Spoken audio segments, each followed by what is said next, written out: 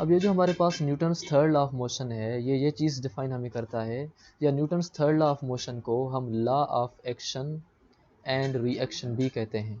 तो law of action and reaction का जो दूसरा नाम है वो है न्यूटन्स थर्ड लॉ, या न्यूटन्स थर्ड लॉ का दूसरा नाम है law of action and reaction. अब इसकी जो स्टेटमेंट है वो ये चीज़ कहता है कि हर एक्शन को एक इक्वल और अपोजिट रिएक्शन होता है।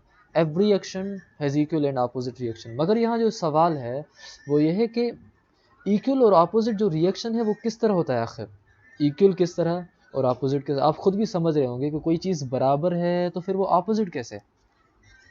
अब every action has equal and opposite reaction में जो लफ्ज़ इक्वल है उसका मतलब है कि उसका जो फोर्स का मैग्नीट्यूड होगा दोनों फोर्सेस का वो सेम होगा, यानी बराबर होगा। मैग्नीट्यूड ऑफ एक्टेड और applied force is equal to the magnitude of reacted force.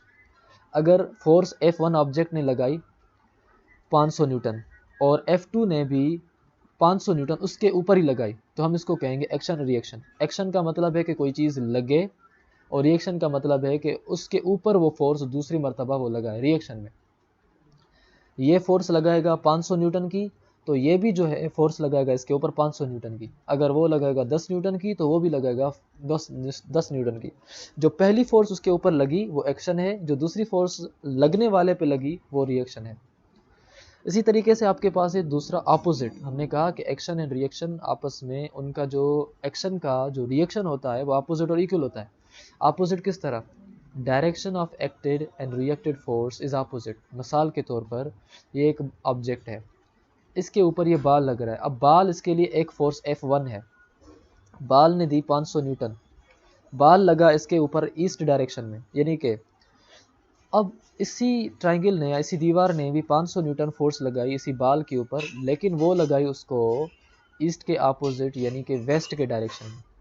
अब इसने भी 500 न्यूटन लगाई, 500 न्यूटन लगाई, मैग्नीट्यूड के हिसाब से दोनों बराबर है, लेकिन फोर्स बाल की गई थी आगे की जानिब, लेकिन दीवार ने उसको दी पीछे की जानिब। तो फोर्सेस के हिसाब से उनका जो एक्शन है और रिएक्शन है वो अपोजिट है।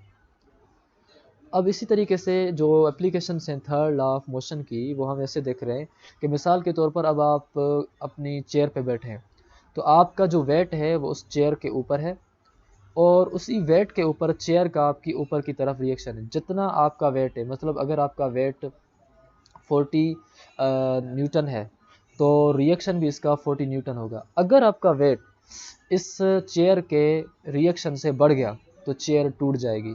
जब तक चीज़ें आपस में बैलेंस होंगी तो आप रेस्ट में रहेंगी, जब चीज़ें बैलेंस नहीं रहेंगी तो एक्शन रिएक्शन बैलेंस नहीं रहेगा तो चीज़ें टूट सकती हैं या इधर उधर हो सकता है काम। तो अगर हम ज़मीन पर वॉक कर रहे हैं तो ज़मीन पर वॉक करने का मतलब भी यही है कि हम ज़मीन के ऊपर अगर 100 न्यूटन की फ़ोर्स लगा रहे हैं तो ज़मीन भी हमें रिएक्शन में 100 न्यूटन की फ़ोर्स लगा रही है। मैग्नीट्यूड के हिसाब से हम दोनों की फोर्सेस बराबर हैं, मगर डायरेक्शन के हिसाब से हमारी फोर्सेस अपोजिट हैं, क्योंकि हम उसको डाउनवर्ड फोर्स दे रहे हैं और अर्थ हमें अपवर्ड फोर्स दे रही है।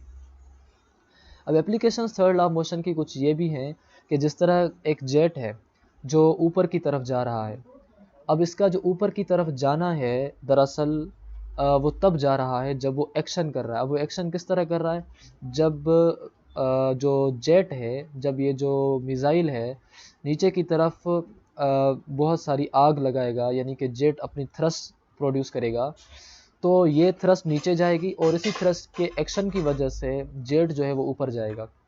तो एक्शन है रिएक्शन यहाँ भी हुआ। इसी तरह जो मोशन है स्पिन बाल का, स्पिन बाल का जो मोशन है वो किस तरह होता है कि वहाँ एयर जो है वो डिफ्लेक्ट होती है वन साइड, और बाल जो है वो फिर रिएक्ट हो जाता है, मूविंग इन अपोजिट साइड में जाता है।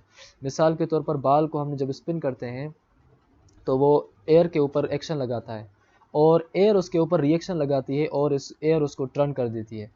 तो स्पिन बाल भी जो होता है, यानी कि जो टर्न बाल होता है वो एक्शन और रिएक्शन की वजह से होता है, या बाल का जो घूमना है वो एक्शन और रिएक्शन की वजह से है।